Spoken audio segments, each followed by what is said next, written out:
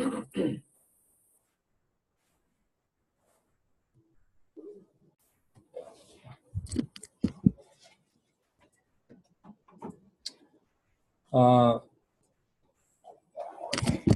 I'd like to remind you about what we are doing now. We have developed ABD metrics so that we can calculate deformation for the given node N and M. And then we went through the failure analysis. From this, we can calculate the failure index, which shows us how much safety factor we can have in a laminate under certain load.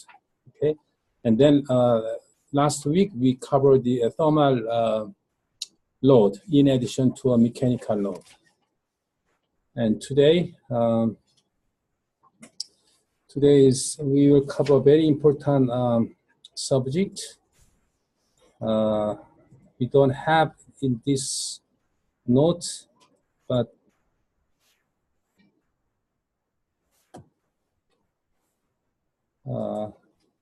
이거 좀 만들 테니까 좀 이렇게 다시 텍스트 만들어서 좀 올려줘.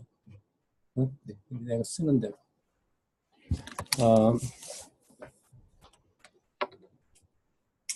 Okay. ABD matrix. We just derived mathematically the ABD matrix, but now let's try to understand what the meaning of each terms. What is the A, B, D, and each terms has some physical meaning. Say A, B, B, D, and we have epsilon 0 and curvature, which give us N and M. And of course, each one is the 3 by 3 matrix. Okay. This is the one subject we're going to cover. And we will review what is the angle laminate and cross-ply laminate and quasi-isotropic laminate.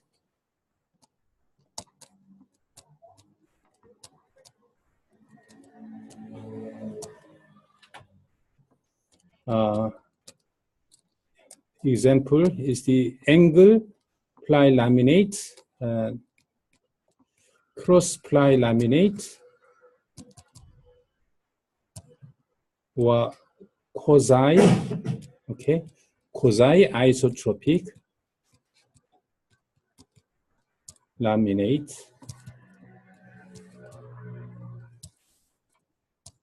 Which is very common in real applications. And we like to understand why each one is popular and what kind of ABD terms will have.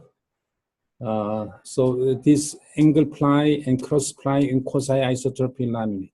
Angle ply means plus minus phi, or plus minus theta. This is the angle ply laminate, and cross ply laminate and consists of only 0 and 90. Okay, only 0 and 90. And quasi-isotropic is a 0 plus 45 minus 45 and 90, and especially the symmetric. Okay, this is the quasi-isotropic laminate.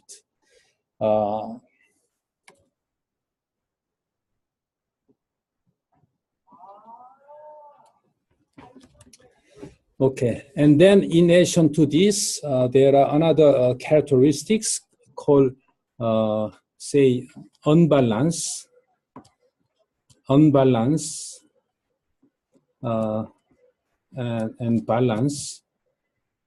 What is unbalance versus a balanced laminate? And another one is the unsymmetric versus a symmetric laminate. What are the characteristics?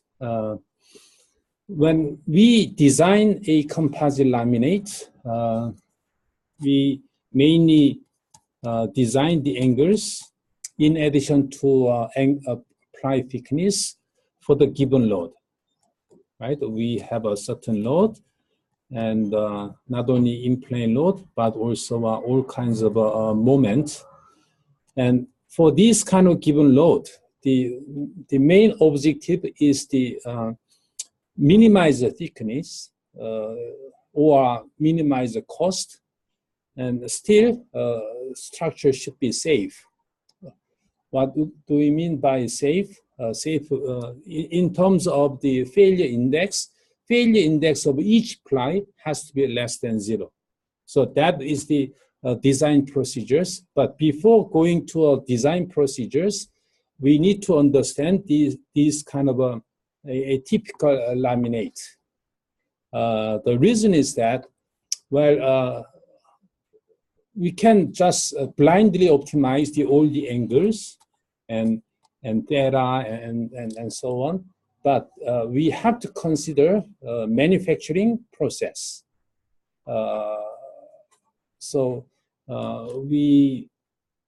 These are all very typical manufacturable laminate, and let's take a look at the characteristics of each laminate. Okay, and this is the first subject I would like to discuss. And second subject is how to draw failure envelope. Okay, failure envelope is the envelope where within envelope the stress, if stress state is inside the envelope, we can say is safe. If out of the envelope, the material will fail. So we need to understand how to draw failure envelope. That is the second subject I'd like to cover. Okay.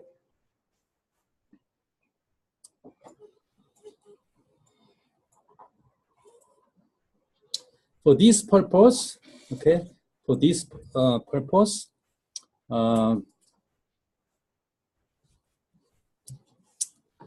let's start from very special, very simple case.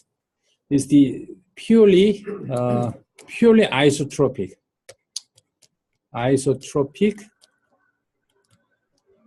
material.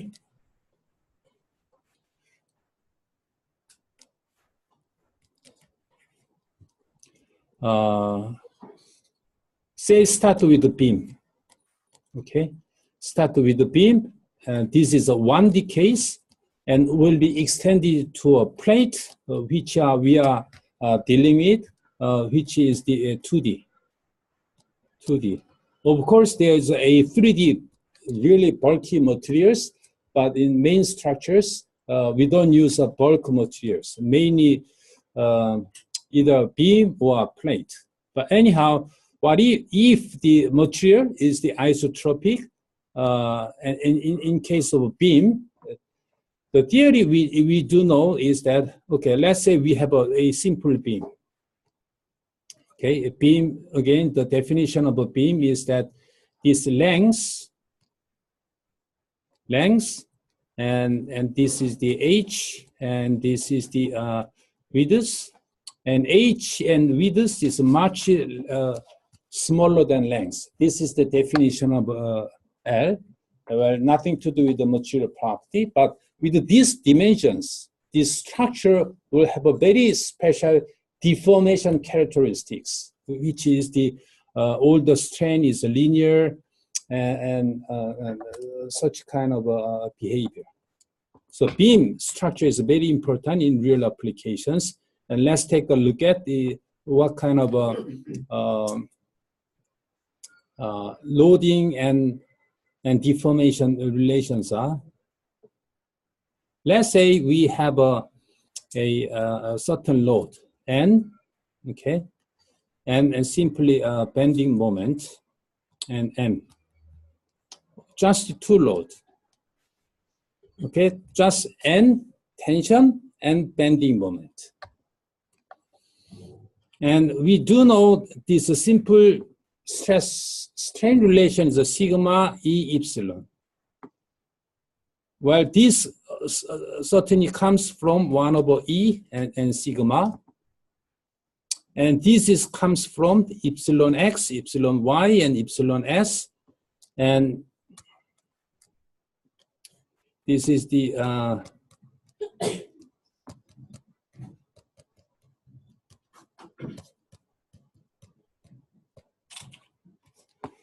for the beam, this is X directions. This is the Y directions, and this is the Z directions, and so on. And Y directions, all the stresses in Y and Z direction are stresses are neglected, often zero, because well, I can redraw the cross sections and very long this way, and this length and that length is relatively very short, and top, bottom, and side surface is usually stress-free. Main load is always applied here and applied there. So sigma Y and other stresses are all zero. So these only these terms are left, and that's why we got these equations. Again, purely one-dimensional stress-strain relations. Okay, sigma E epsilon. When we use these simple equations, it's always better to remember this equation comes from epsilon 1 over E times sigma. Why? Because other sigma are zero, and these terms disappear, and we got this. You may say that sigma and this and E and this and so on. To use this one, the condition should be you have to have a zero strain, which is not true. And again, here we start with the assumption that all other stresses are zero. Okay. So anyhow, this is the one. Now in plane load, and we simply multiply cross sections A and sigma, E and epsilon,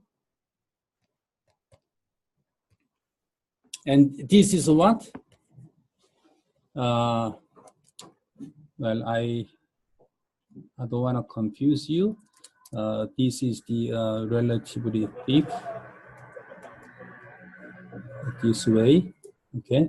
So this is the Y directions and X direction and Z direction. Oh, sorry, this is X and Y and Z. This is the NX, and NX in plane load, and this is the NX. And epsilon X. So basically, what is this? This is the what is called A matrix. So this is the we can say that A11.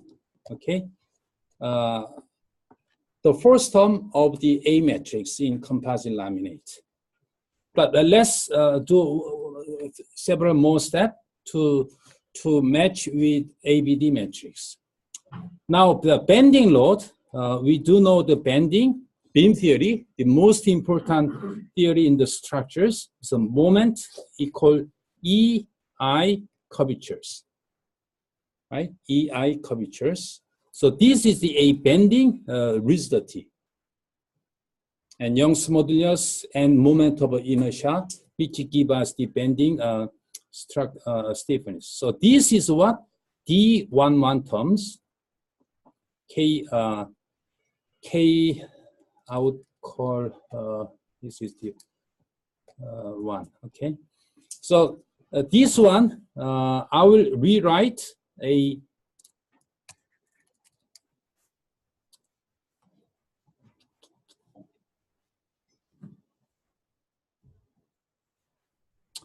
Nx, Ny, Ns, and moment X, moment Y, and moment S equal A11 and 0, 0, 0, 0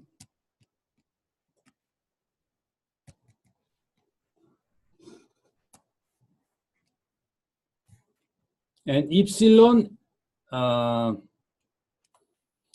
I keep saying X, sorry, 1. Well, sometimes I just use X instead of X1. Will be consistent. And 1 to 6, moment 1 to 6. And epsilon 1, epsilon 2, and epsilon 6, and curvature 1 to 6. This is the same form as in ABD matrix. And compared to this one, we have a A11 and D11 and 0, 0, 0, 0. And of course, in beam, isotropic beam, we have all 0 in B matrix. Okay. What I'm trying to do now is we derived all the ABD metrics and like to find the relations between what are the stiffness of the beam, which you know very well, and this composite laminate. There is a slight difference between this definition of N and this definition of N in the beam. Why? Because this N definition of N is the just sigma dz. This is the definition, but this N is the just sigma dz dy. So dy means that along the length, even this one, we integrate. So total give us a total cross sections. But just keep that in mind, these N and M, when we integrate only through the thickness, which means that this is the value per unit length along this, okay? That's the only difference. I didn't say much about that. Now, let's extend this beam structures into a plate.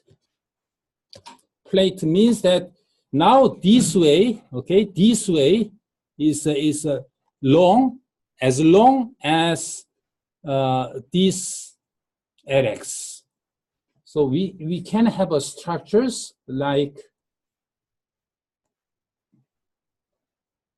this much long. So we have a LX and Ly, and thickness is H.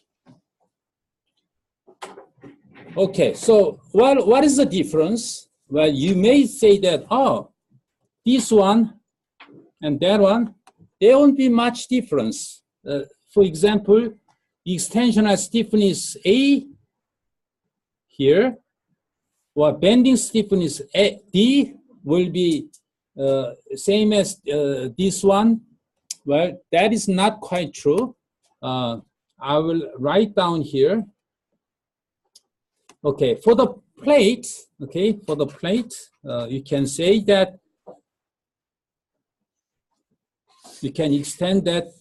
Well, this is isotropic, so you will have a same A11, which will be the same as that, and same D11, which is fine, right? But since this is a plate, so I will draw this way and that way.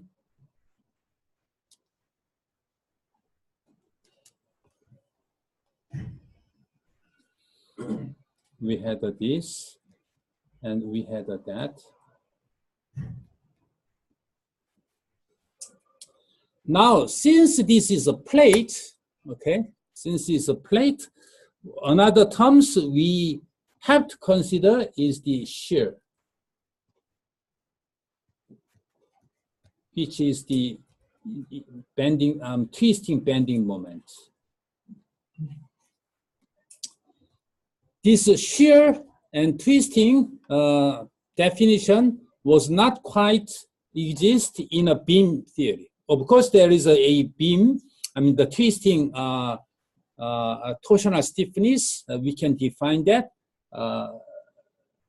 Here you can have A66 and D66.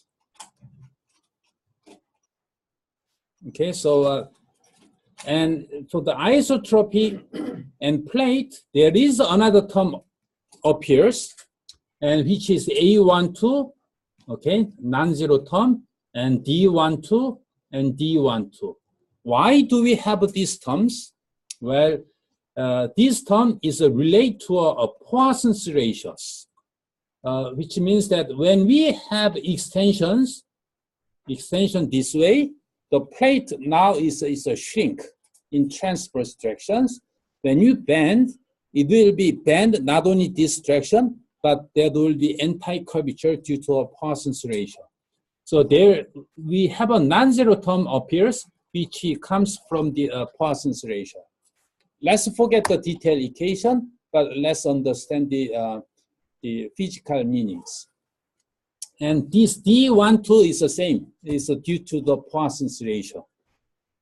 So this one, so this, as you can see that all terms are zero. This is the isotropic A plate. Okay, isotropic plate. Since it's isotropic, A11 and A11, these are all the same term. D11 and D22 will be the same. And A66 will be have a relation, you know, the G, you have this kind of relation, and same for the A66 and D66. So only the independent material property is the Young's modulus and Poisson's ratio. Okay.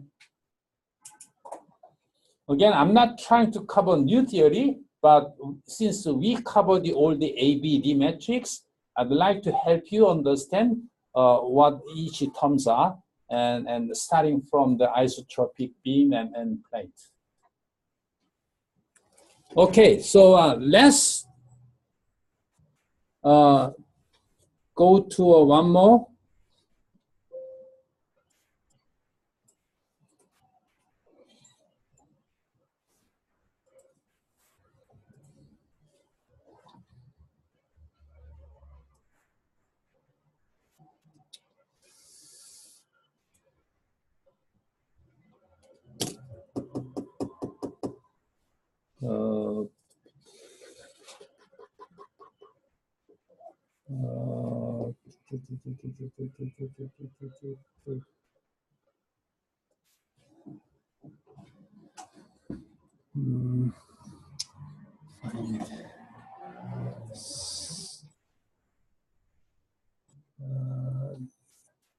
카페니 뭐지? 스냅이었나?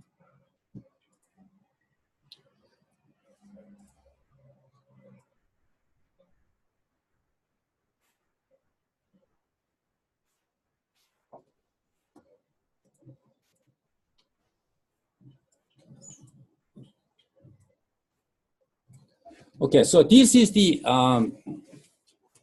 isotropic plate, and please pay attention to which terms are zero. Okay, which terms are zero. And A11, A12 has a very, each term we have here. How many terms? We have a 3 by 3, and here be 3 by 3, and D, we have a 3 by 3, but because of a symmetric, we do have 21 terms. Okay, 1, 2, 3, 4, 5, 6, 7, 8, 9, and so on. We have 21 terms, and each terms of these 21 terms have a special physical meanings. So before going to optimization and design of the composite laminate, we like to understand each terms, physical meanings. And I hope that I enough mentions about these terms, okay? And A11 certainly relate to N1 and epsilon 11. Now, here, A16. What is A16? A16 is the terms relating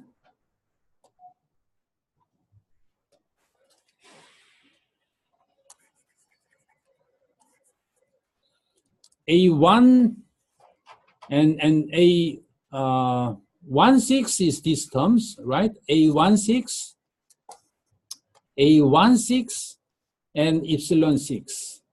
So A16 is relating N1 and epsilon 6. So in other words, if we have a laminate and we apply certain load, N1, and shear terms, epsilon 6 will take place, will have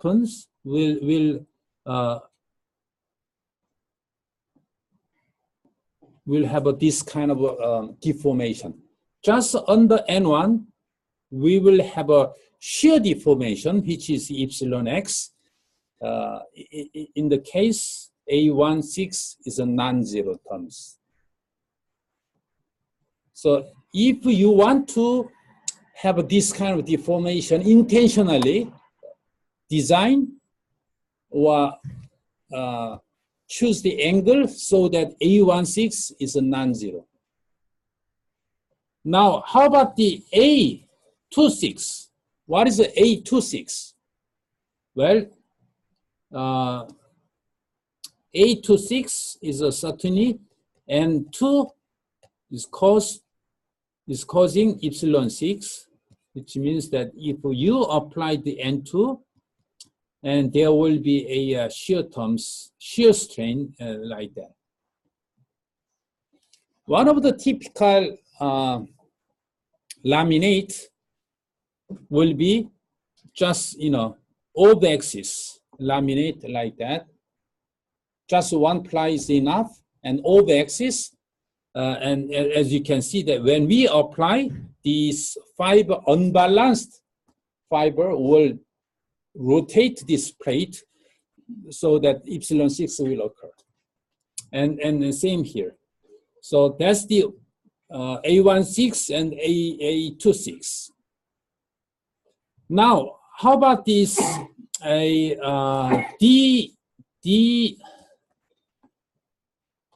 how about D16? Well, D16 is relating M1 and K6. What is the M1 and K6?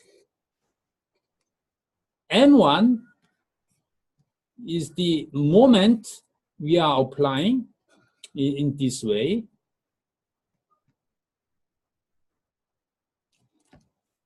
Sorry.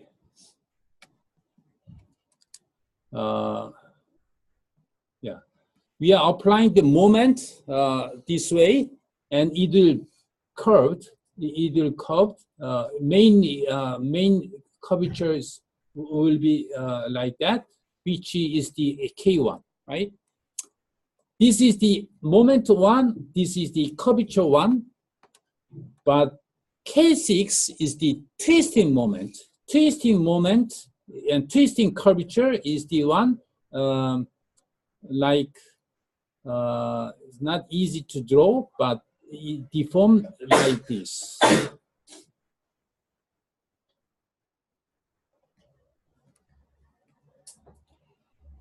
Okay, you this way.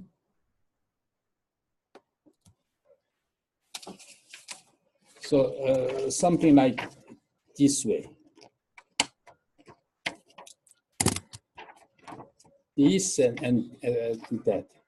Okay, it's a twisting this way. Okay, this is the K6. This is a K1 and K2, and this is a K6. Of course, the negative K6 will be this way. Okay, K6.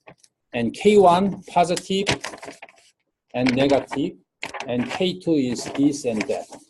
So when we just apply the moment to one, but this one will twist like that at the same time. Even though we don't apply any twisting moment, but deformation-wise, we will have a twisting curvature K6. So in case D16 is non-zero, okay?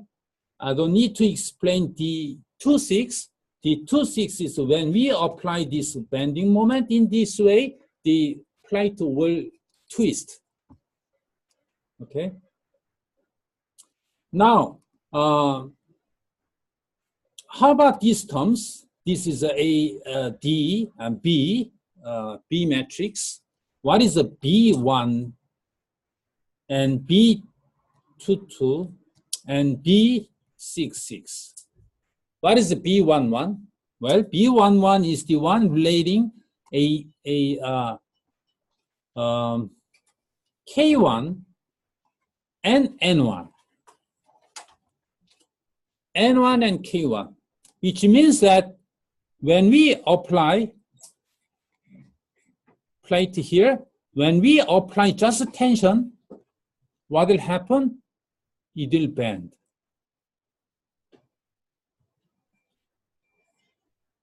It will bend. Typical case, it will be just imagine that 0.90 we apply and then it automatically bend.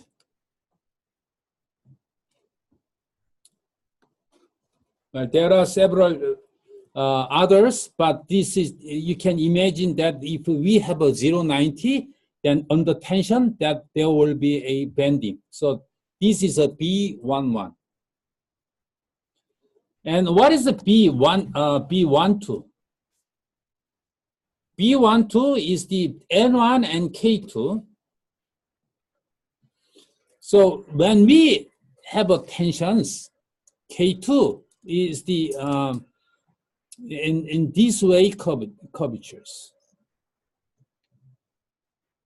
K2, these K2 curvatures. And B16, what is a B16? Well, again, when we have a tensions, and there will be twisting. Twisting is the one like that, and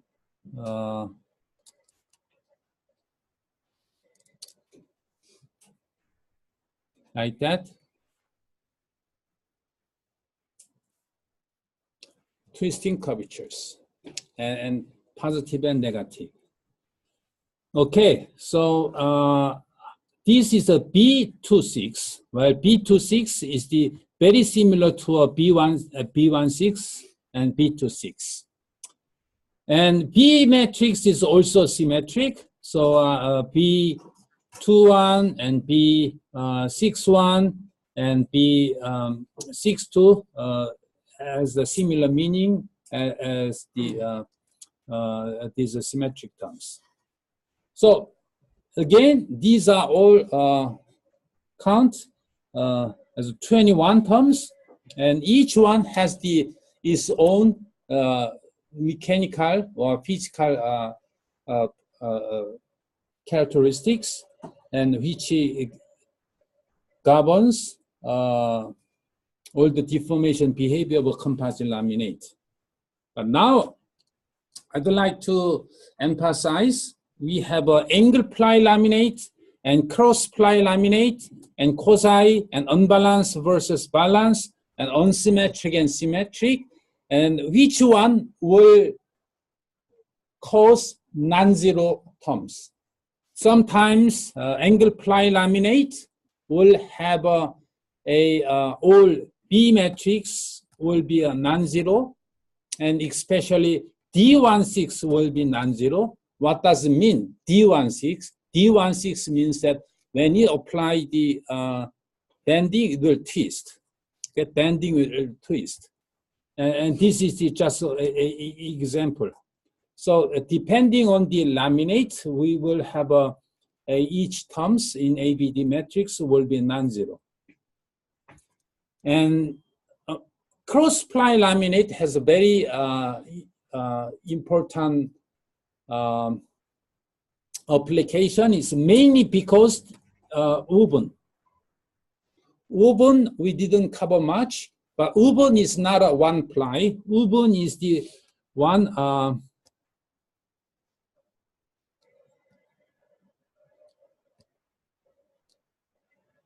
oops.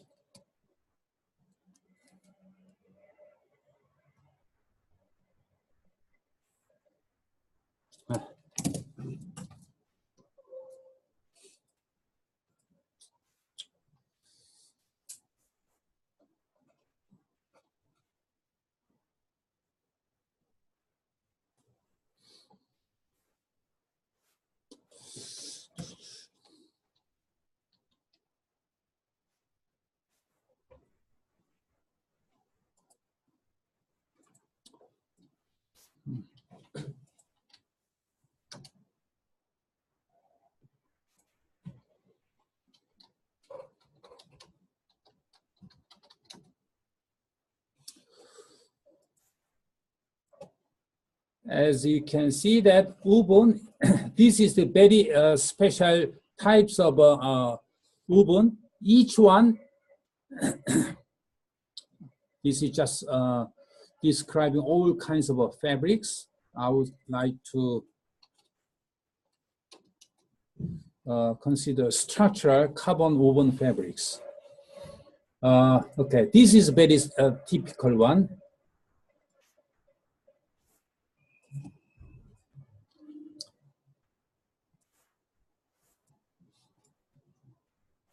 And as you can see that 0 and 90 degree, we have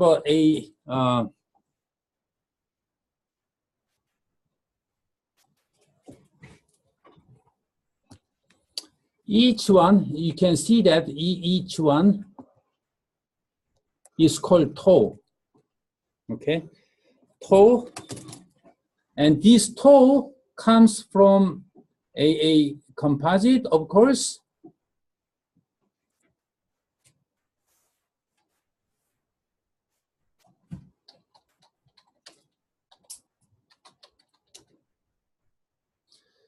This is the one which major carbon fiber producer manufacturers.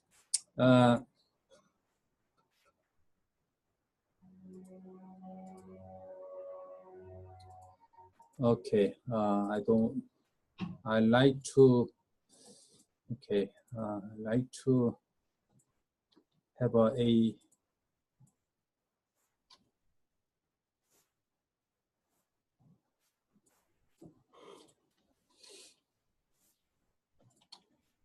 since woven is the very important, I like to have a separate slide explaining this.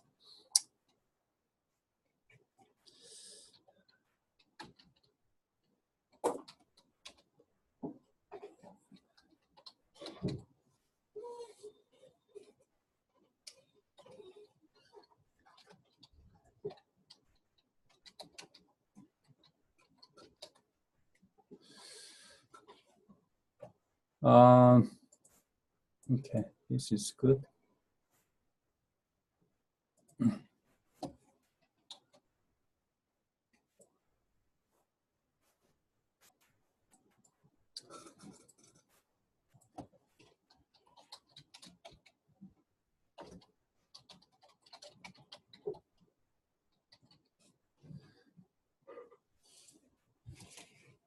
This one, again, very typical woven fabrics. Dry, okay, just dry, woven, fabrics, but you can see that plain woven plain fabrics. Depending on this warp and fill toe, you can say this is the plain weaving, and so this is is of course a dry woven, plain woven. Okay, plain woven. And depending on this warp and the fill, warp, or you can call a weft instead of fill. But anyhow, we have a two directional toe. This is the one toe. This is a toe, and this is the toe. Okay, so this is the, let's say, Thoery produce and this roving, and such as the T700 or T800 or all types of carbon fabrics, carbon fibers, and one has the and this toe, depending on the number of filament fiber filament, you can say 3K and 10K or 20K. So if you look at this, you can see that there is all the fibers. And if count is the 200,000, this is called 20K. Well, which I already mentioned, we already covered, but I just like to remind you again. But anyhow, this is a toe, and each toe is for example, 20K or 10K, a lot of fibers, but you can see this is very small, and this is a plane, and this is the one layer, can be one layer, replacing just 1D UD ply. So in your Excel, when you have this ply, woven as a one ply, you need to have a special material property. This one, as you can see that X and Y, EX and EY, the material property is the same, right? And also ES, well, which is the independent value, and X strength-wise, X and Y they are same, but X prime is the compressions, and Y prime, Y directional compression, they are the same, and S. But these are all independent. So we have a 1 and 2 and 3 and 4 and 5. So you need to have this, sorry, there is another one, Poisson's effect. Okay, Poisson's effect. So this will be the stiffness and 3 strengths. Okay, so this is a material property which will describe the plain woven. Or you can say that this one you can just replace as the 090. You can just say woven fabric, or you can say the 090. But 090, strictly speaking, they are not the same, because the 090, you have a 0 ply like that, you have a certain thickness, and you have a 90, you have a fiber runs this way. So this is a 090. But this woven fabric, as you can see that, this is the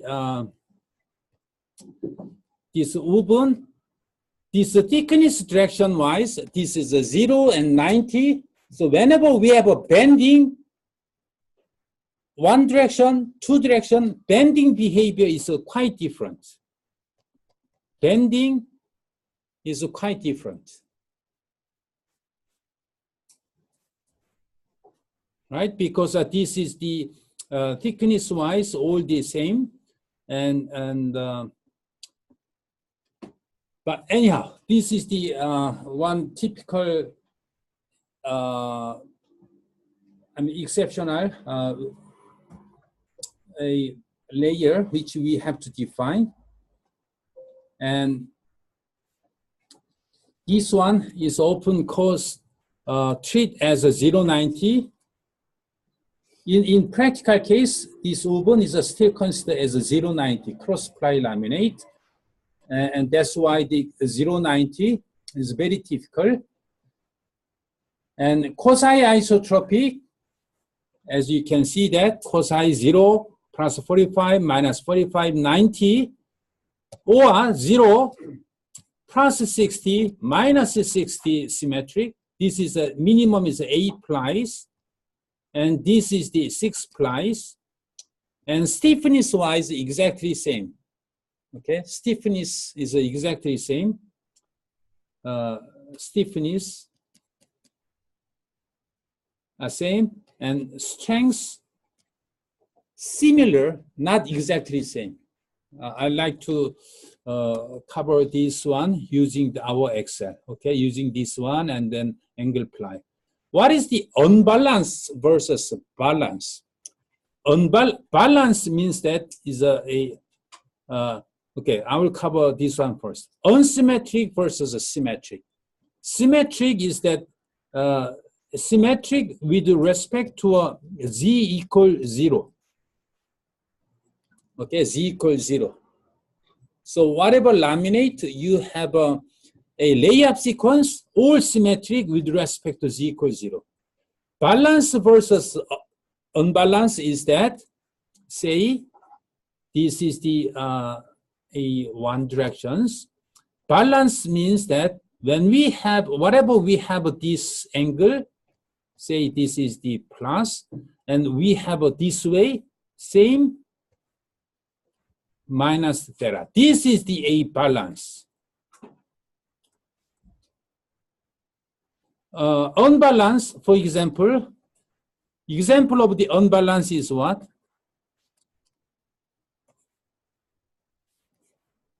Say you have this is a 60 degree, but this way you only have a minus 30 degree. This is the typical case of unbalance. So unbalance, as you can see that whenever we apply this load, this will cause shear deformations. Shear deformation. So A16 is non-zero. A16 is a non-zero. Okay, so please don't get confused between unsymmetric and unbalanced. And there is, sometimes we intentionally use a unsymmetric and unbalanced for the very special case. Okay, very special case. One of the example of the unbalance,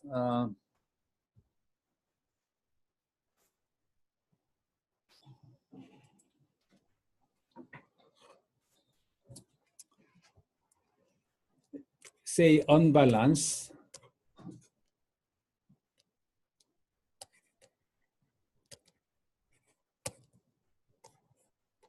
So this is the, as I mentioned, something like that. So when we have a tensions, you will have a deformation like that, okay? Shear deformation, which means that we have a exactly same one.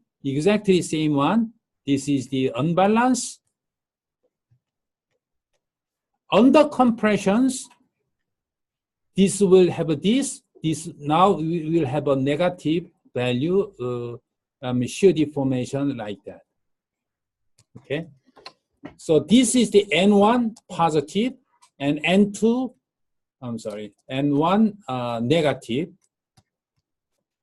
and epsilon 6 will be positive, for example, then this one will be epsilon 6 will be a negative.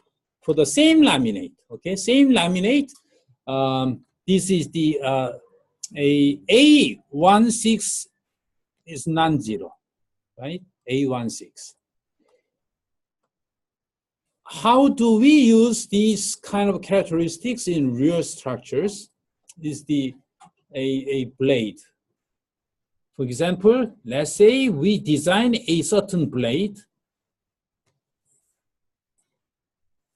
It can be wing, it can be wind turbine blade, it can be any blade. Is that this one is often subject to a bending. Bending means, and we have a top and bottom, okay, bottom. Since it's a bending, this will be a compressions, and the bottom will be a tensions. And under compression, this will have a twisting. So this will have, shear deformation. This will have a shear deformation this way, shear deformations, and shear deformations this way. And the bottoms and the tension, the shear deformation in the opposite directions. So as a result, this blade will have a shear deformation this way and shear deformation this way, and this will automatically rotate. Okay, so this is a bending, and this will cause a twisting. Okay, please don't get confused. We are considering this laminate, top and bottom, okay? And both are unbalanced. These are unbalanced, these are same unbalanced. And then under bending, bending means this will be subject to a in-plane, and this will be subject to a in-plane tension, and each one will cause a different direction of a twist, shear deformation and shear deformation, and total structure will rotate. Okay, this is a typical example of unbalanced laminate. And this one,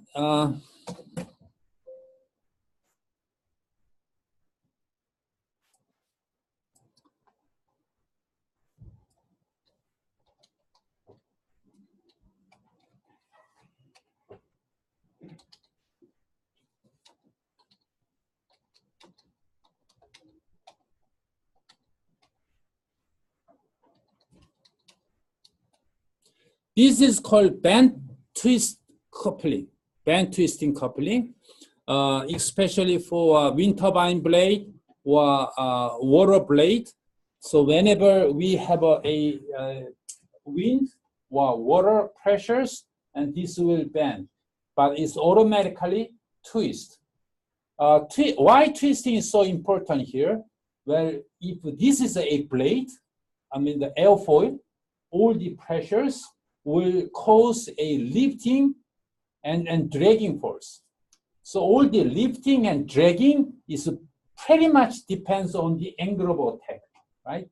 This is the airfoil, there is angle of attack. If we twist, this lifting and the dragging force will change, which means that under bending, the twisting is bending load is automatically reduced. So we can passively control the structural behavior.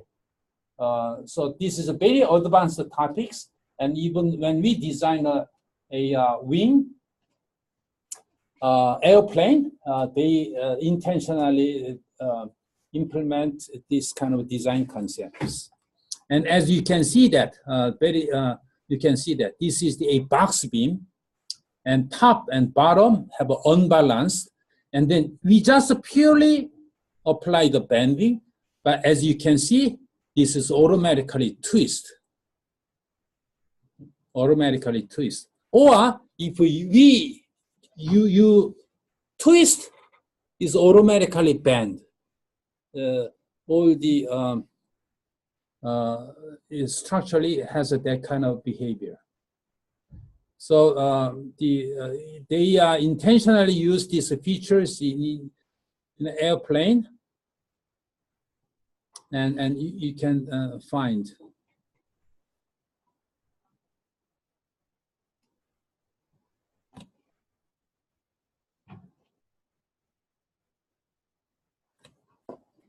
Okay. Yeah, so please, I hope that we have a chance to cover more about these features. So band twisting is called a band twisting coupling.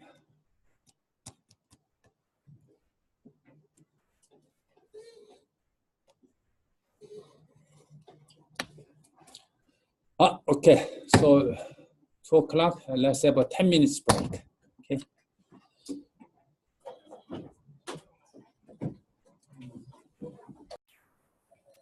Okay.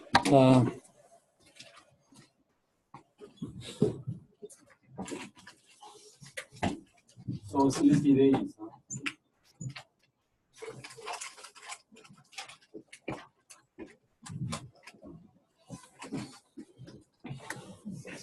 Okay, well, actually, we mainly complete our programming, okay?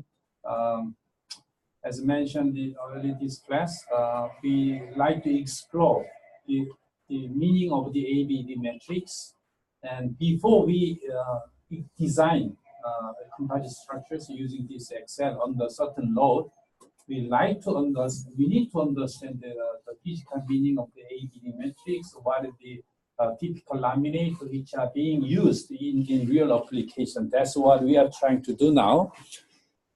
So I list some of the example, and let's use the Excel. I just download my versions. This is the my exactly same, but I've been using this one for many different research and developing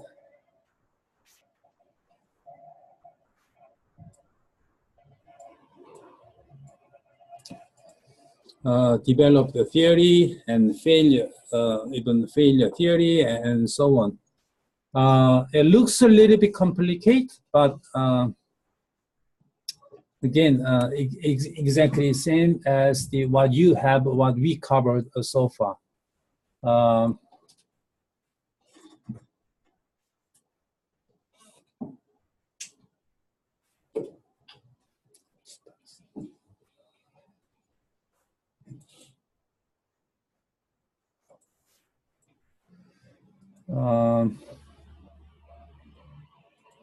Just don't pay attention to here.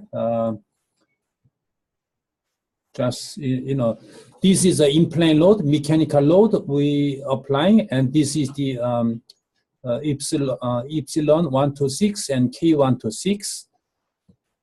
And also there are some damage mechanics which advanced topics using this Excel.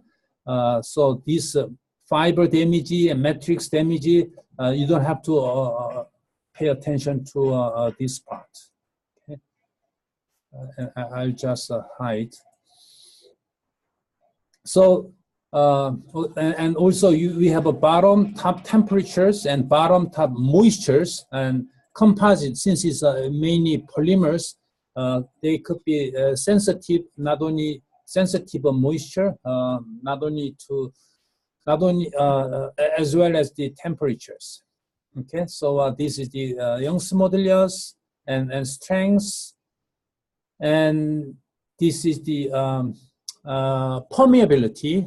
Permeability is for the resin flow. Let's say resin have a certain manufacturing process such as infusion and RTM, dry fabric depending on the layer. Then we have a resin flow, and resin has a certain directions, and which is called permeability. After this, so I like to cover the all the manufacturing process, and I will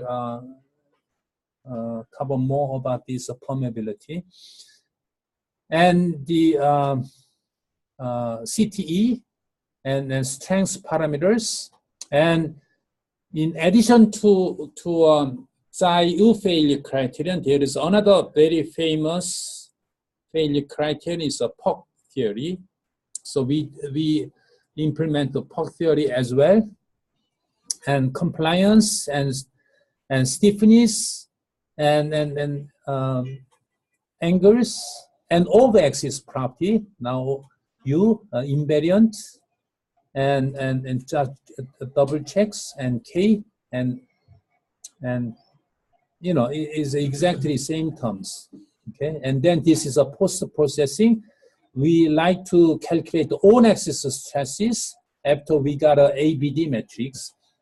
ABD matrix, as usual, we sum all these ABD matrix here, and which are here, ABD matrix. Okay.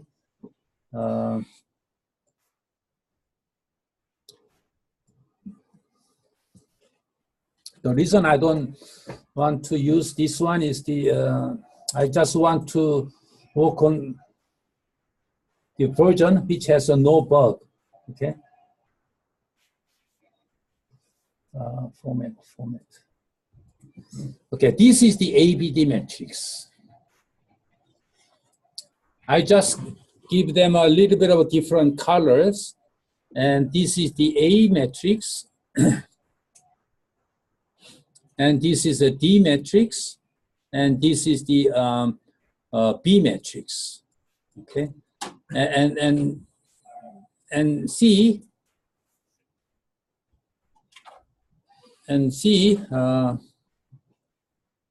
how these ABD matrix are changing.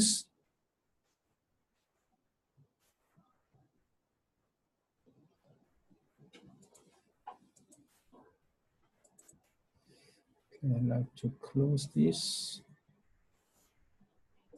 This.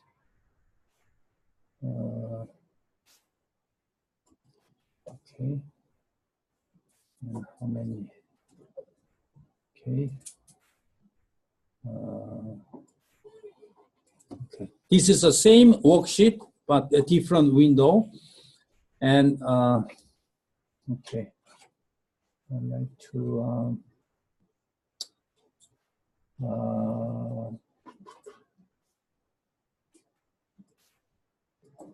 showing this way.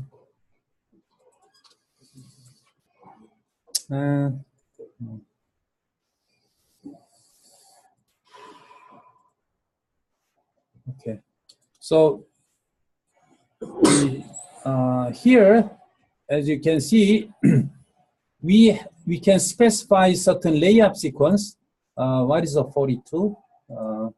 Material numbers, 42.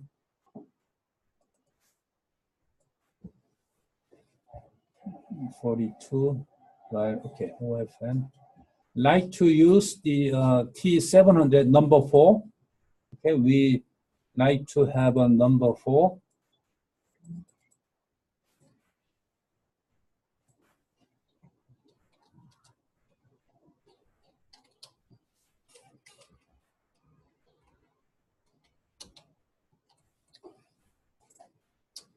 And as I mentioned, let's take a look at the angle ply laminate, which has consists of only 2 angles. Okay, angle laminate. Angle laminate. Okay.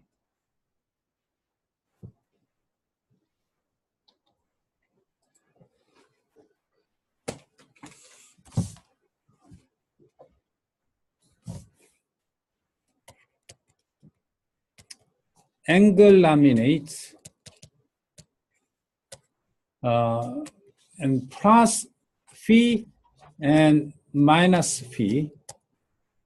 So as you can see that we always are balanced. plus phi and minus phi. For example, you have a plus 30 and minus 30. Well, it could be symmetric or it could be total unsymmetric.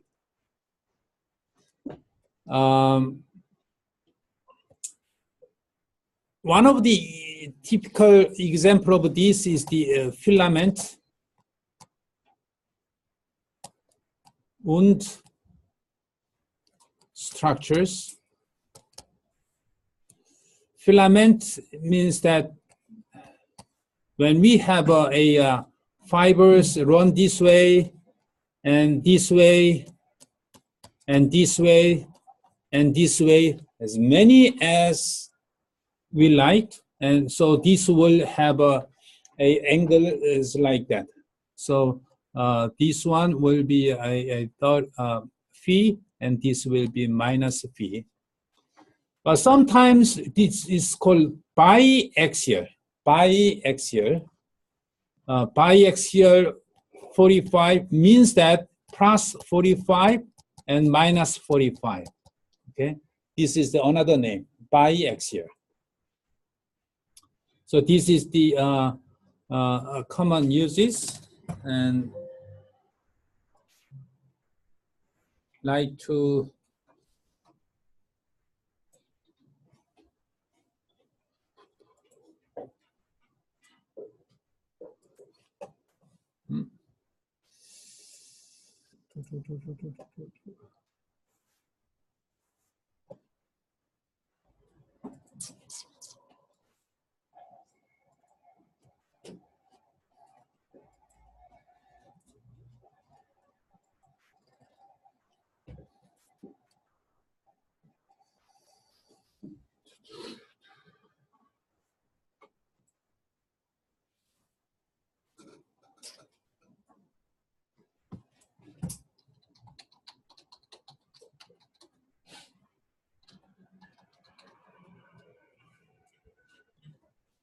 okay, filament wound pressure vessels, and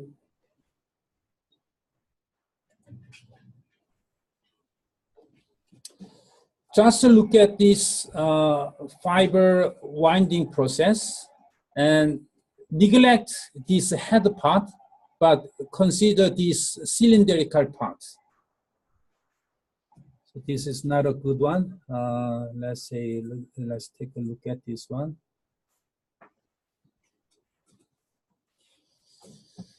Oh, what is that?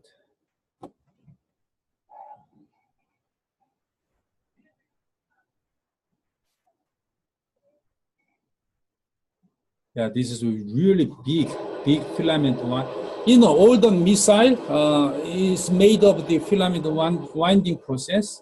But this is not the exactly same. I will.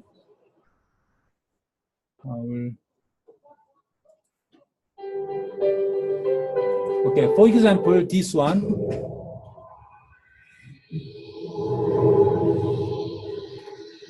Driver shaft. The driver shaft in automotive made Hi guys, I'm Travis Gorsuch, Director of Advanced Materials here at QA1. Today I'm going to give you a tour of our Advanced Composites lab and show you how we make our carbon fiber drive shafts that are used by champions across the country. First step for our process begins with our engineering department. We've got a great group of composites engineers who take each individual market's specifications and parameters and custom tailor them for the individual designs. And they're able to pull those into our computers and run the simulations to check the critical speed, the torsional stiffness, and the overall torsional strength, as well as many other parameters. We can tailor those to your specific application.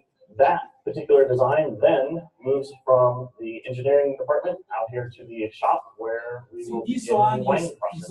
In this stage of the process, we mix our custom mixers that has nanosilica with the individual ingredients. We weigh them out and do several QC checks to ensure that the quantities are appropriate. We've engineered our resin to have better compressive strength, minimal water absorption, and better abrasion resistance.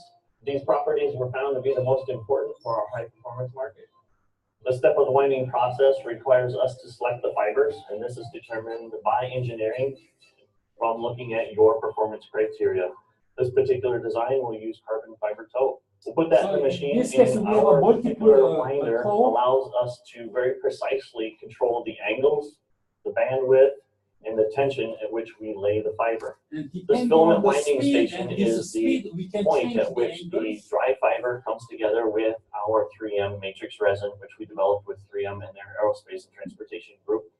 The resin is applied to the fiber as it's pulled out over the mandrel and wound in place. The important thing to remember about carbon fiber is that the fiber gives you a tremendous amount of strength in one direction. So you can think of it as a rope. You can't push a rope very well, so it's very important that you lay the rope on your part in the right direction and the right angle to optimize your strength and stiffness, as well as minimizing your weight. As he just mentioned, we have to optimize by aligning the fiber directions. The final stage of winding is to wrap the material with the compaction tape. Taping the mandrel helps to provide that uniform wall thickness and superior surface protection. From there, it moves from the winder over to our oven. This is well, they didn't say much clearly, but as you can see that this is just tube. Done a lot of work to ensure that the entire assembly works as an assembly, and it's not just a tube with different ends stuffed into it. I can't tell you a lot about this particular process because a lot of it is very confidential, but again, overall, it's helped to reduce the cost of the product so that you're getting the most for your value, as well as ensuring the utmost in strength and performance. Now that the tubes are assembled and cured, they are ready to be torsion tested. This is a very vital part of our process. Not only is it an iterative process that allows us to make improvements to our FEA and ensure our simulations are appropriate and allow us to bring concepts to market quickly, but it also allows us to verify that the quality is where it needs to be. The torsional spring rate is appropriate, as well as the ultimate strength. That is all done here on our torsion tester. Once the part passes that particular test. Now, second application is the typical one of the filament winding is the pressure vessels, especially for hydrogen fuel cell tank.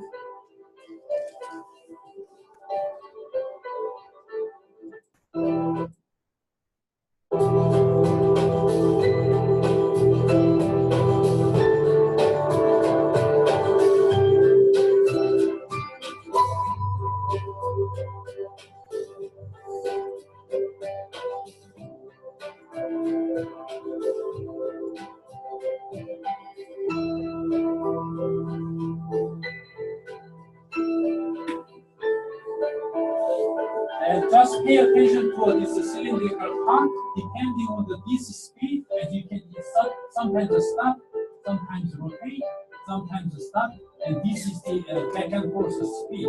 So depending on this speed and this speed, we can choose the fiber angles, plus and minus.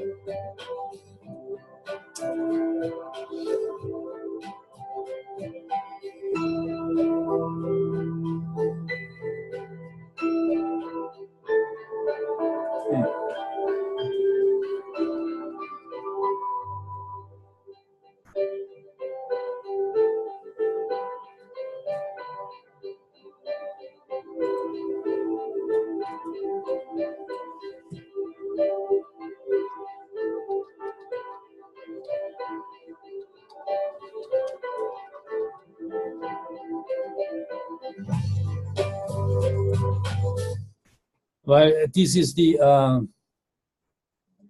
very interesting composite structures. Sunday in Portsmouth is the American Cup yacht game worldwide. And thousands of fans thronging on the shore. All the yacht is 100% made of carbon composites. Royal support with the Duke and Duchess of Cambridge on the support boat. And it was the home team that took full advantage of the clean air for the start of the first race, over the line in the lead and rounding the first mark in charge. At speeds of 22 and this is a very knots, new style of the yacht. As you can see, we have a two hull. It all turned into a two-boat duel, with Ben holding just a 22-second lead over Jimmy Spittle's Oracle Team USA.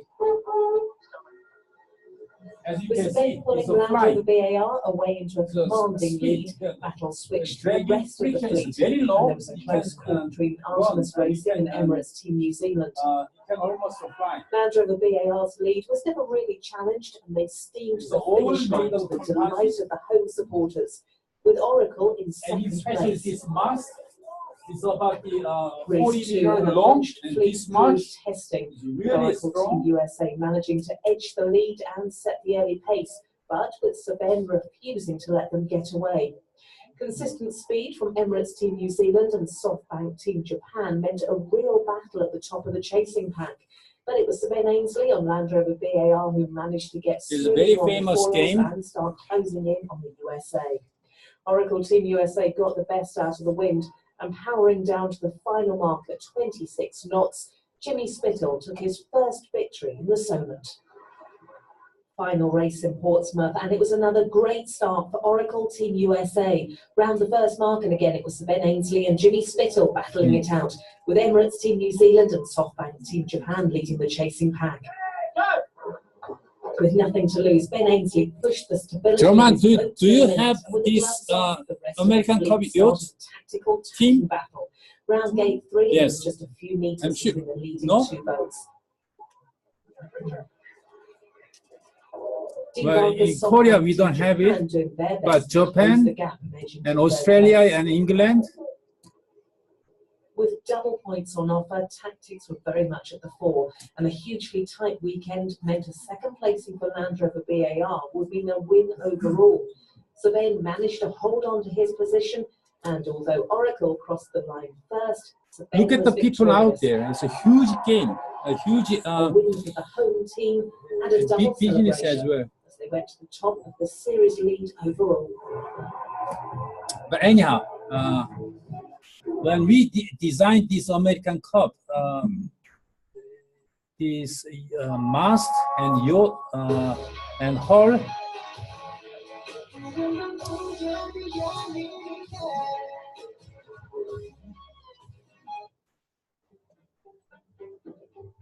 All the new America's Cup class boats have now been launched. Each has taken 3 years to develop. Each has a 7-figure price tag. And all are expected to hit top speeds in excess of 45 knots and stay airborne for the entire race. A radical step forward in anybody's language. it's 5 years millions ago, of millions all of the cup boats dollars. were a fantasy. Today, they are a reality. Artemis Racing and Group Armour Team France were the last 2 teams to crack bubbly over the bow. Pretty exciting to get a new toy. It's been a long time coming. We've had 2 development boats throughout the last couple of years, testing various foils and systems, and what we roll out today. Now, second one,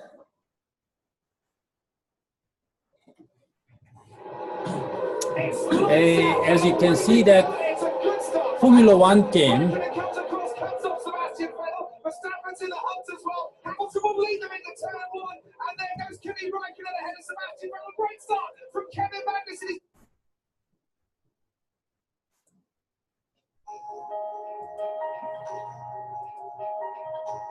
More than and more important. Okay.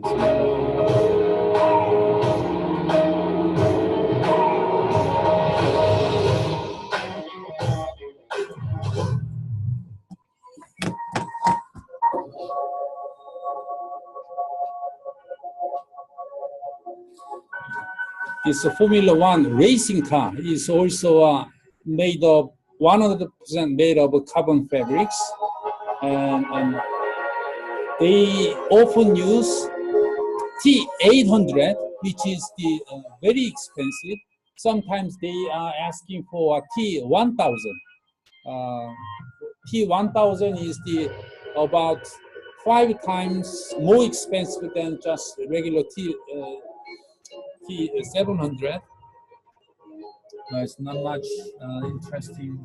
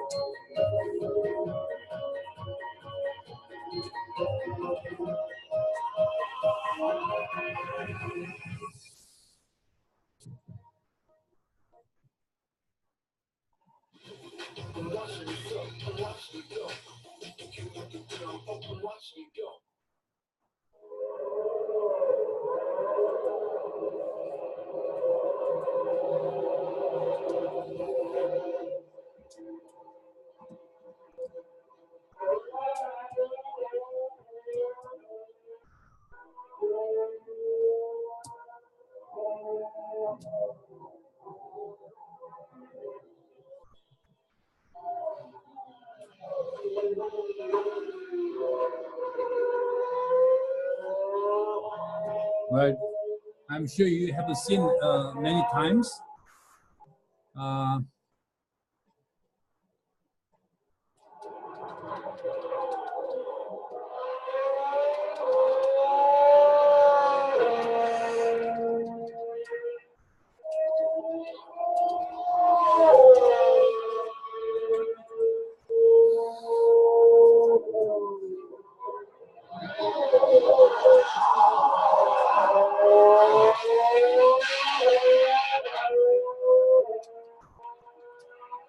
Well,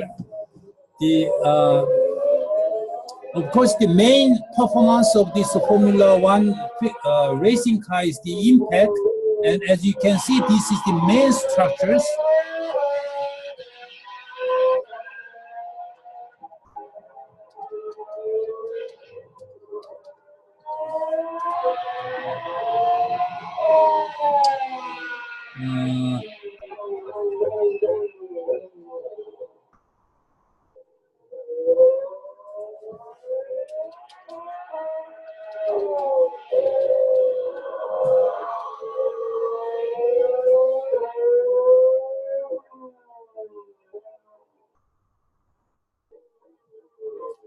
This is a nose part, and this is a driving seat. This is a one just cockpit, and which is the main structures. And others, you have a front wing, and all suspensions, and again 100% made of the carbons. I like to just emphasize the general application of the composite and what kind of layup sequence they are using.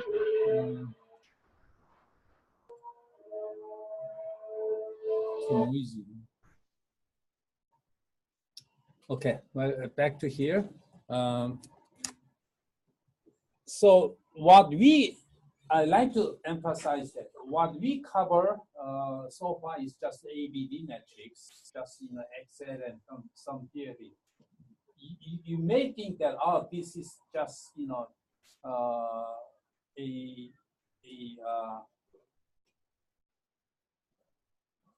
in terms of applications, when you design composite structures, I think the 90% of the main usual composite structure can be designed using UXLs. So that is I like to emphasize. For example, angle laminate, +- theta. And for example, this one is a driving shaft. So driving shaft is mainly subject to these torsions. And if we look at this part surface, okay, this is a thin tube, right? Thin tube. If we look at this, and this is a torsions, and look at that, this one is subject to a just shear load. So when we design a driving shaft is mainly subject to torsions, and through structural analysis, we can see that each surface will subject to mainly shear load, right? This is a shear, and which will give us the total torque T. So we can say this is N6, simply N6 times twice pi R. This is nothing but torsions. So if we have a geometry R and torsion, we can immediately determine N6. Now, what is the ply thickness? Okay, this is thickness and angle. What kind of angle will be better? So I'd like to explore this case using the Excels. And here, just plus minus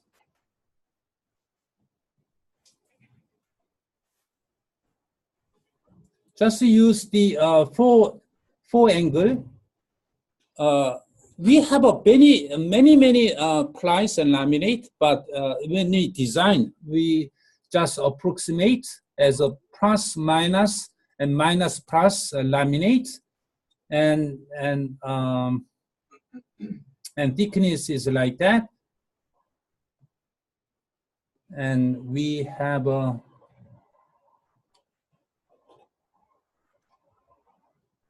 input. Okay, so this is the let's change this one as an input, and this one is the minus of this, and this will be same as that, and this will be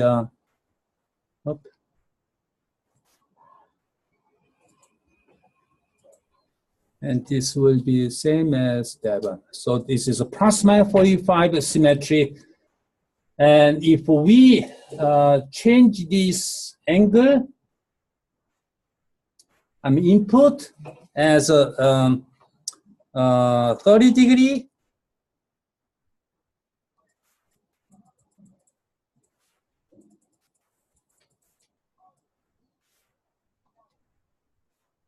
you can see that we have a plus minus 30 degree, right? So when we have a 45, we have a plus minus 45. So this is a typical layout sequence for the angle ply laminate. Now, let's design drive shaft and 0. We have a N1. Well, if you have a torque, say torque is 1,000 Newton per meters, and you have a radius, and you can radius say 0.05, and you can see that you can have N6 will be this divided by 2 divided by pi and divided by this, and that is the N6 you can come up with. So this value, let's say this is the N6. Now, say we don't know which angle will be better. We don't know what the thickness should be. That's what we like to design. We can design together the angle and thickness, but let's consider separately. So point is that like to change the input, and then we like to have a SIU failure index. Okay, this is the driving shaft.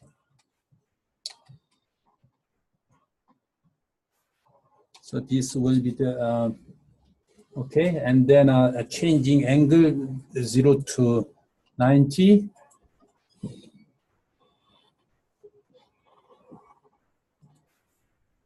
Okay, this is the one 0.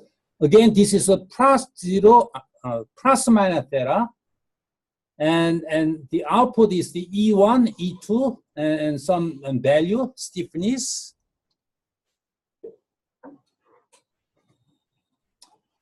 And since this is a driving shaft, the most important stiffness will be this G1, G6. This is the A66. Okay, you can see that how A6 can be increased by at the 40 plus minus 45, and also failure index. Failure index means safety factors. Oh.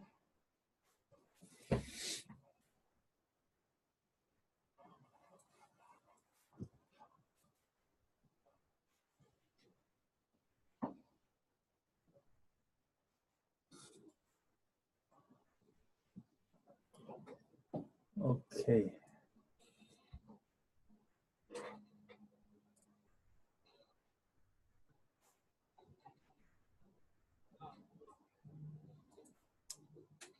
Something is not.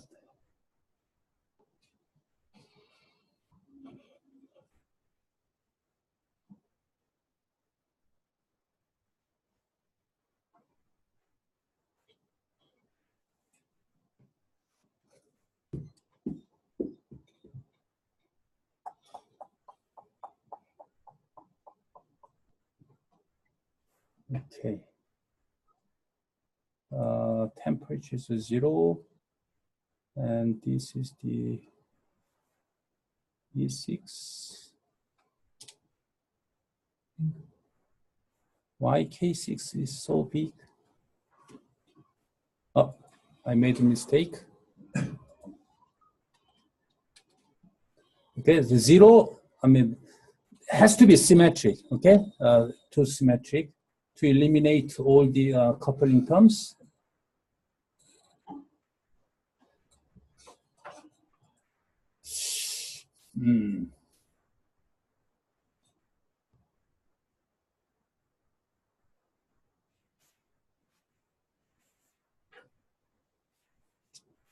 Yes.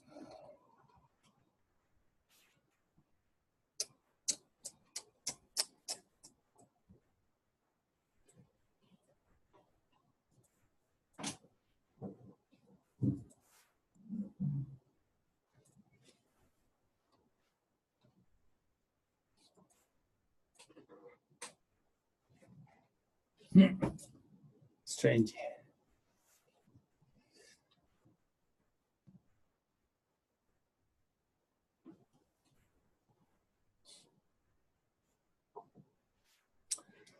So IU failure index has to be very small at the 45 directions.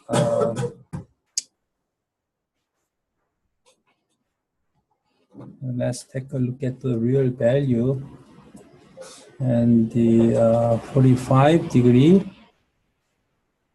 And as you can see that this is certainly give us the minimum value, but the other values very close. Okay.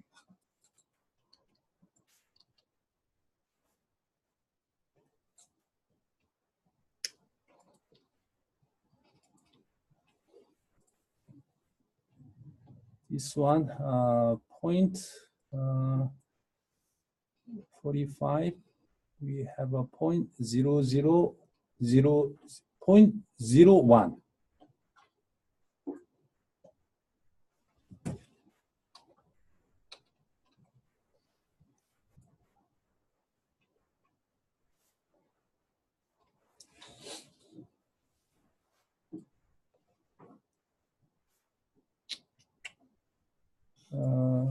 Okay, this one, 15, 13. Okay, well, as you can see that stiffness-wise, the 45 degrees give us very high stiffness, but the strength-wise is not much difference, but still at 45, this give us the minimum value. Okay, so as you can see, that 45 is the best design.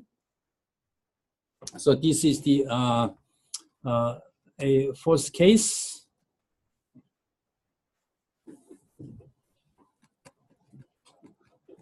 Driving shaft. And the fee will be 45. But how about the thickness? Well, let's get back to here.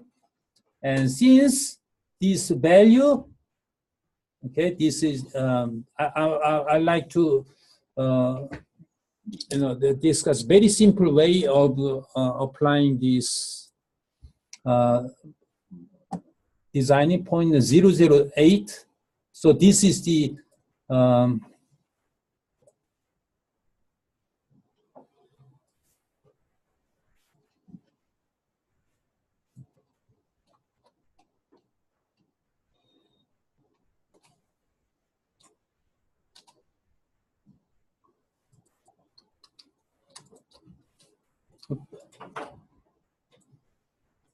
we just decrease the thickness. What did I do?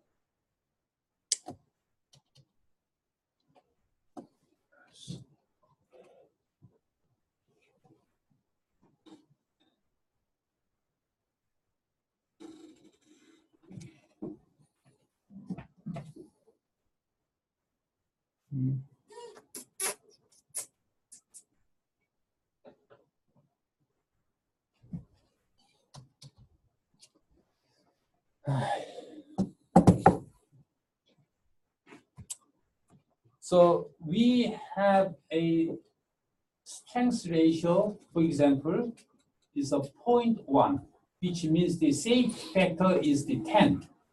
So when you design the thickness, you just decrease that much. Decrease that much. So this is the decrease that much. And then you can see that 45 degree, the failure index is exactly 1. Well, just a simple procedures that you had a very big, and so you have a strength ratio was very low. And we had a 0.000 whatever numbers. So we decreased the thickness that much, and you can see that the strength ratio is 1. So this is the one way of design, but this is a strength design, strength-based. Strength-based means that this way, okay, this way, the deformation will be too much. So we have to design, we have to also consider stiffness. Stiffness design.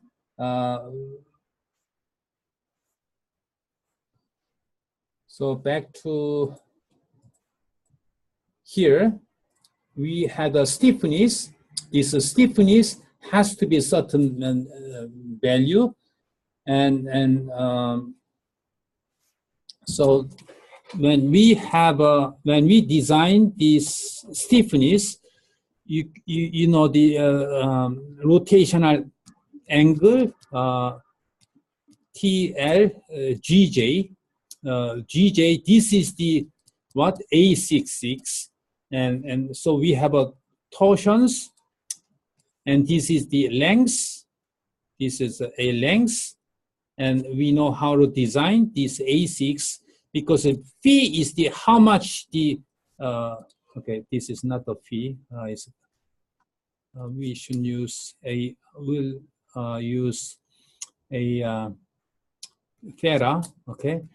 When we apply torque T, the twisted angle, let's say certain angle theta, say 1 degree or 2 degree, then this has to be a limit by this deformation. So this is the way we design AC6. And so please keep that in mind. There is a 2 different design. One is a stiffness design. The other one is a strength design. So in this case, we can see that it's a stiffness design. Don't have to worry about the strength. Strength is quite enough. Now, The second case is the pressure vessels. Pressure vessel is this one. Again, this is the plate. You have a plus, minus. We have a many ply, so we don't consider thickness effect. But let's say this is the another angle phi. And this pressure vessel, as you may know, this is the NX, and these hoop directions. Okay, I will just this part, and the inside pressure, which will cause, and this is the NX will be P times R, and this theta will be, sorry, this is divided by 2, and this is a N and P times R. R is the radius, P is the internal pressure. This formula can be found easily from the internet. So this one, as you can see, depending on the pressure, depending on the radius, but the point is that always this is the 2-to-1 ratio, 2-to-1. So N theta, I will call this is a Y. I will call this one is a N1. N1 versus N2, I will call this is a 2 and N1. This is always 1-to-2, which you already did as a homework. Okay, 1-to-2, and like to design what is a phi. Well, in this case, it's not the stiffness design, it mainly a strength design. So when I say 1-to-2, means that is a pressure vessel is always the ratio is hoop direction is twice bigger than axial directions, regardless of pressure and regardless of a radius. So let's get back to here, and then just a normalized value. Just I will say 1 and 2. Okay, you can proportional increase depending on the pressure and R, and then do the same thing. This is the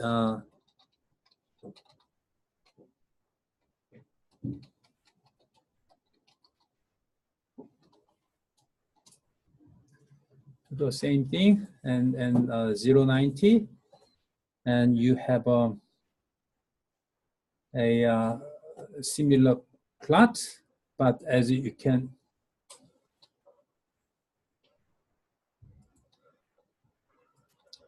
see that at the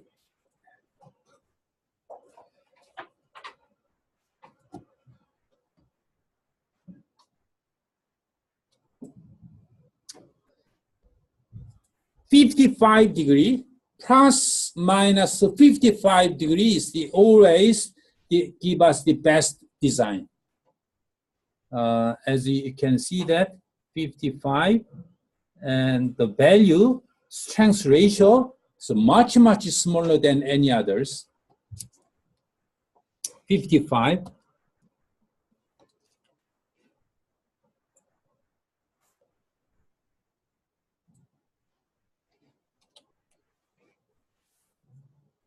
So I will, this is a pressure vessel, and ±55 is the best angle, and I will draw this angle.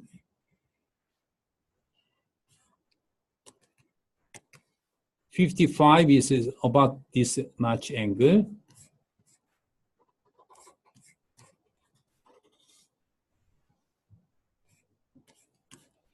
Okay, why 55? I'd like to explain that one. This is the A1, and this is the A2, and this is the ratio 2. When we design the composite structures, the best design direction is so that all the load possibly taken by fibers, not by matrix directions. That's the best design. So let's say let's take a look at this fiber. And this fiber takes certain load. We assume this is the only load taken by the fibers. And then this one, let's say this is the a phi, and try to transform this stress. So this stress transformation gives us a sigma 0 cosine square. You know, this is a stress. So stress transformation gives us a cosine. And this one, sigma 0 sine square. So this angle, so this is a 2 to 1, 2 to 1, meaning that 1 to 2. So N1 versus N2 equal, if we divide that, sine square and cosine square phi, and this is what? Tangent square phi. So tangent phi square has to be 2. This give us this angle will give us so that this fiber, only fiber will take the load.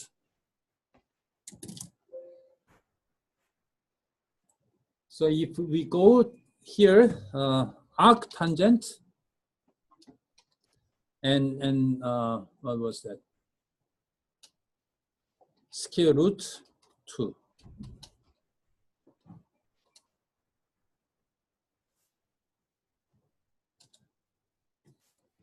And this one, we change it, this one to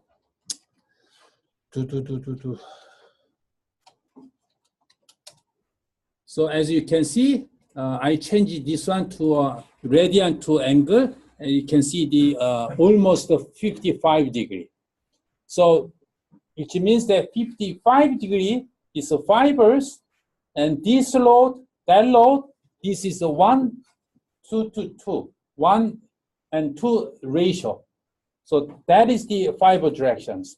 One thing you need to be careful is this is the stress transformation. So tangent phi, scale of tangent phi is 2. That's the angle which give us the phi equal 55 degree. Okay, so this is the very well-known equations.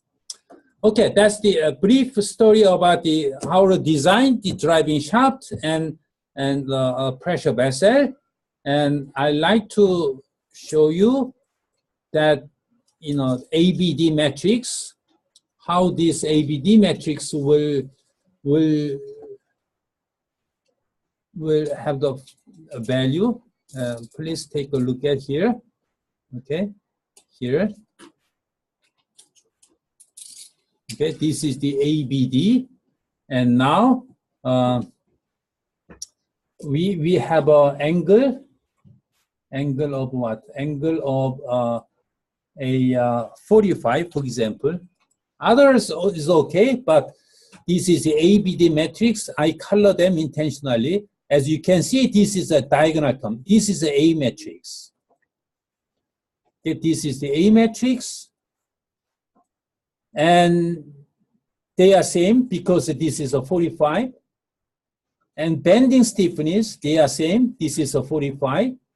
And this is a shear torsion stiffness. And this is the A66. Now, here, since this is a symmetric means that we have a symmetric layer. And this is it looks like a non-zero, but compared to other value, this is almost a 0 value. So as you can see that these B matrices are all 0.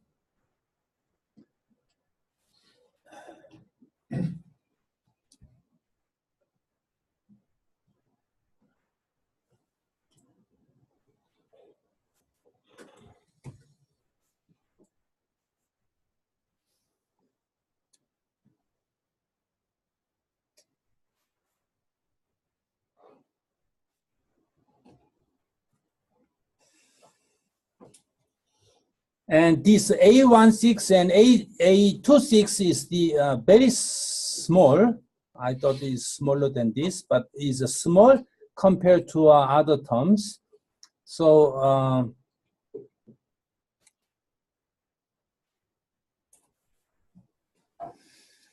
is the layup is something?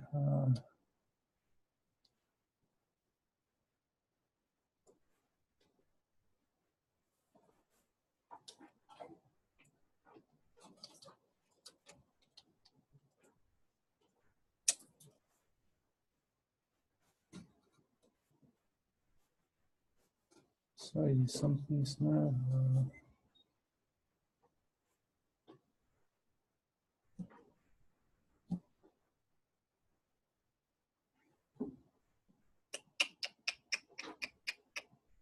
Input type.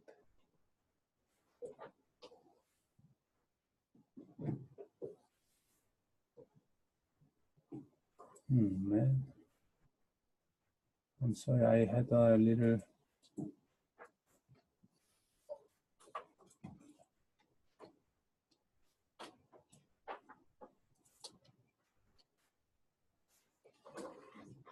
Yeah, now, well, there's a little different parameters which is used for the damage mechanics. Okay, sorry for that.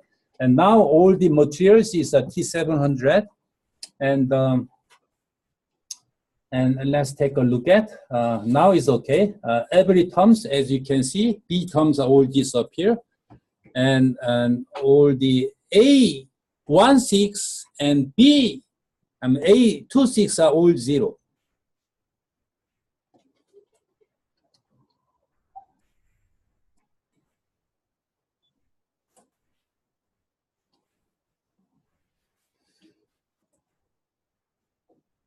This is a typical value of the angle laminate, and all the B metrics are 0, and A16 and 26 are 0.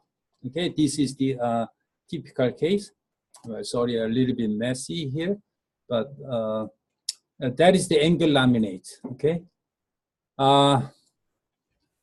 and cross-ply laminate is not much special, but we cover the unsymmetric and symmetric. Well, symmetric, as you can see that, this is the ABD matrix. Whenever we have a symmetric like this, always these B terms disappear, but whenever we have a unsymmetric like here, then you can see that we have a non-zero terms. This is the not symmetric, it's unsymmetric, and you can see these terms become non-zero. Okay, and 45 and minus, for example, this one is the 45, and this is the minus 60, and minus 60, and 45. Okay, so this is the unbalanced, and this is a plus 45 and minus 45 is unbalanced. Unbalanced, as you can, as I mentioned, this A16, these are non-zero, unbalanced one. So shear deformation is caused by in plane. And now, as a last one, I like to talk about this quasi-isotropic laminate. Okay, quasi-isotropic laminate.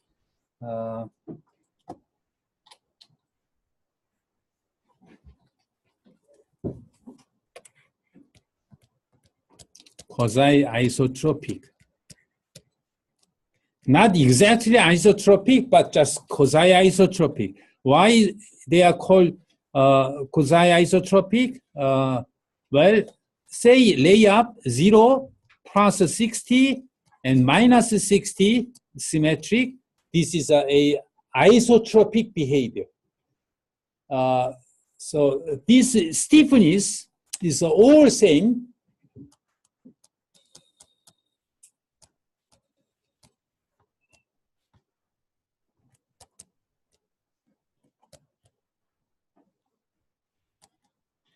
in every directions. And same 0 plus 45 and minus 45 and 90, same thing. And this is called pi over 3. Pi over 3, why? Because it's the every 0, 60, minus 60. So this one, a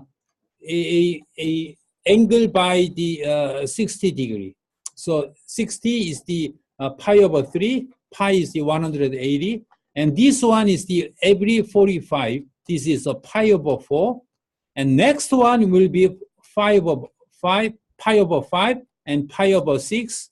And we have so many different types of quasi-isotropic laminate.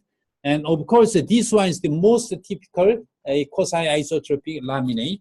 Let's take a look at this one in the here.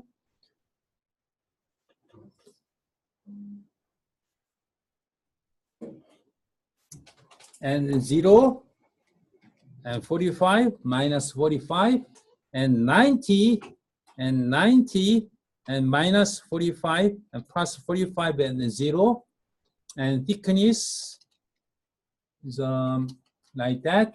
And as you can see that all the ABD metrics, this is the same, and this one is the Poisson's ratio effect, and this is almost a 0, and this is a shear terms, and exactly same as the isotropic laminate.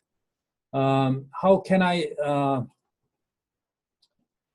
tell this is isotropic? Well, as you can see, E1, E2, they are same, and shear modulus and Poisson's ratio. Poisson's ratio is 0.28, but to be isotropic, we have to have this E1 divided by 2, 1 plus a Poisson's ratios, and this one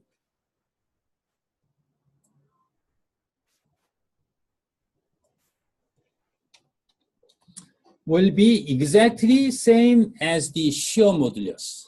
Okay, this is the relations between shear modulus and Young's modulus and Poisson's ratio, and this you can notice same relations even in this laminate. Okay, so every direction is exactly same.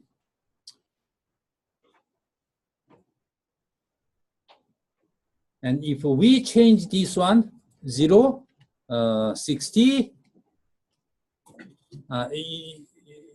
0, 60, minus 60, oops, minus 60, and minus 60, and 60, and 0, and only 6 plies, and this one also give us isotropic, exactly same. I'm sorry, same Young's modulus as before. Okay, exactly same Young's modulus, but strength in each direction is a little bit different. So quasi-isotropic is very typical and commonly used in real structures. There's a special 10% minimum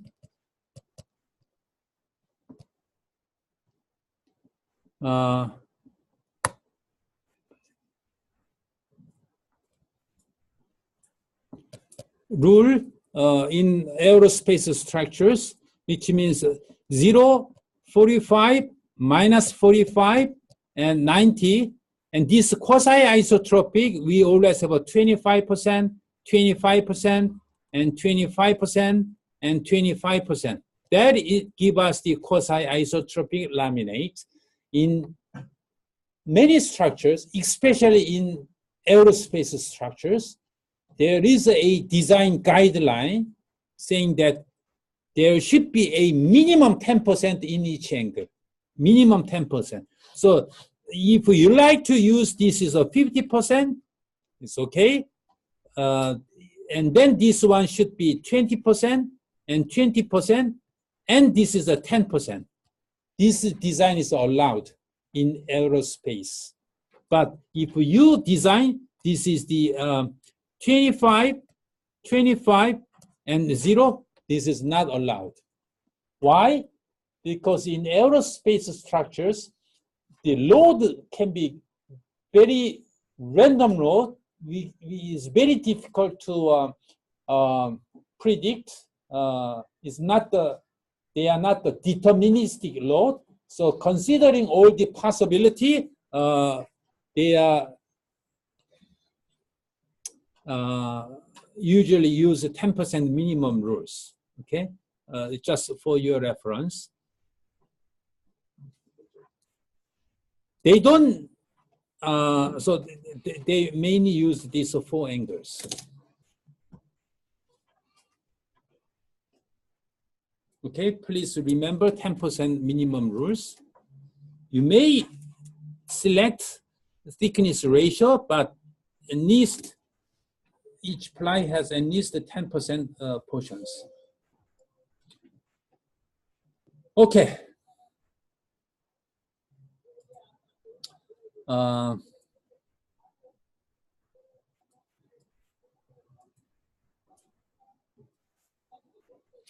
So I hope that we cover main part of this, characteristics of a typical laminate, which are commonly used in real structures, and each one has a different ABD. The meaning of each ABD terms is good to understand. Okay, it is 3 about the Thoery, and I like to close class. Before that, is there any questions?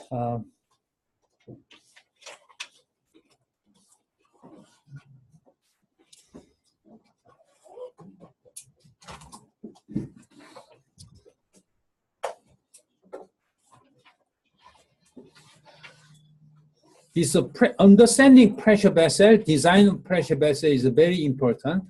You can see that in this pressure vessel, one direction you have always a ratio 2:1. That makes composite design very special, because when we use an isotropic steel pressure vessel, only design variable allowed is a thickness, right? Thickness. So regardless of this load ratio, we only allowed to design the thickness, which means that we don't optimally support this load. We have to design the thickness to meet both multi-axial load. But for the composite, we considering this load ratio, we align the fiber a little bit more toward this direction, so we can optimize the thickness. Okay, that's the one typical beauty of composite materials, and which cannot happen in isotropic material. Isotropic material only thickness, but the composite, the angles and thickness together. Okay. I didn't mention much about the temperature effect here.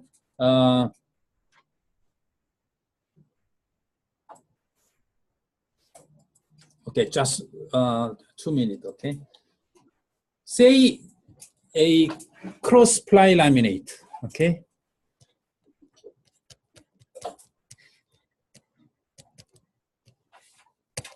Just 0.90. You can try in our lab at 0 and 90, and then put the oven and cure.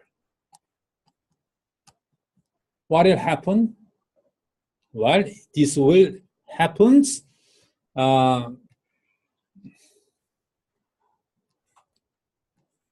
Residual deformations.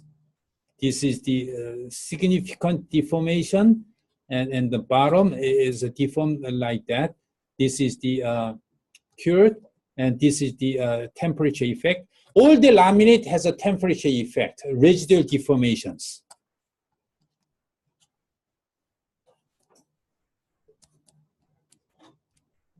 But the 090 is causing residual deformation very significantly. So to predict this kind of deformations and get back here, and you apply all the zero load, and then say 0, 0, here 90, 90. Well, you can say this is a thickness 0. Okay, so we have only 0, 90 to ply, and then top and bottom we just a cure temperature like 100 degrees. So we drop to 225, which is the 75 minus 75, and temperature drop, and top and bottom, and every ply.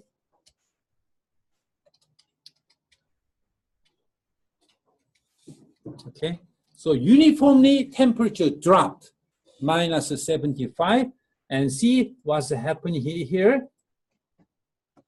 Okay, you can see that this strain, there is a slight strain, but main component is this guy, K1 and K2.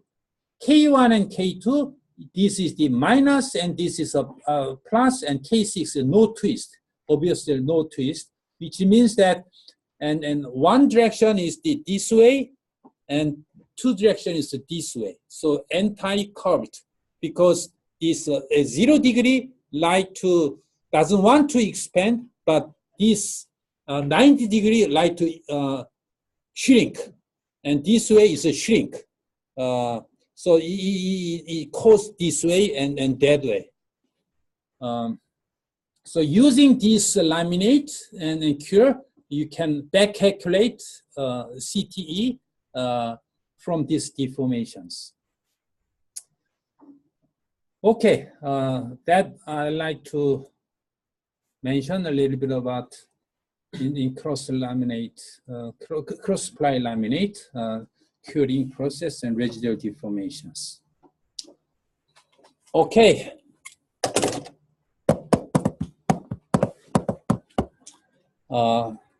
Too much technical stuff, huh? But we have to go through this all the technical calculations and understanding, and then we need to practice.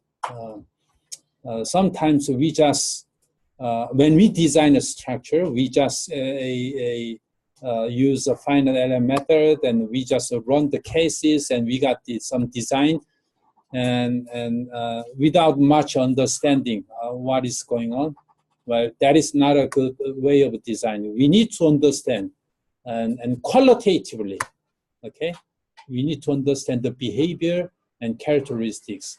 Now, to determine quantitative values such as angle and thickness, then we go to a CA tools and go to Excel. So qualitative behavior and quantitative behavior, we designer need to at least understand characteristics and qualitative behavior of a composite laminate. And to get certain value, quantitative numbers, then we go to a design tool and enter the numbers. Okay, so I was gonna cover the failure envelope, but I will postpone to next class. So next class will cover the failure envelope, and micromechanics, another subject which is very important. And then manufacturing process. I like to review all the manufacturing process, and then design cases. Okay, and then there will be a final exam, and you can make a team, and then work on a certain subject and get a result, mainly using your Excel file. And of course, you have to select certain types of a design. You can select the driver shaft, you can select the pressure vessel, you can select your own composite part, and hope to use this tool effectively, come up with the best design. Best design means that a very lightest structures, and in terms of cost, the cheapest structures. Okay, thank you, and see you next week. And as usual, I will assign the homework. Okay.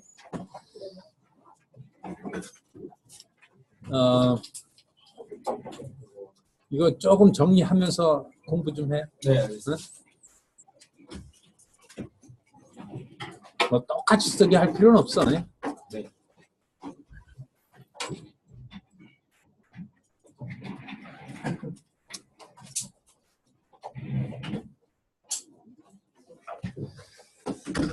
오케이. 제가 조정하겠습니다. 아, 그래?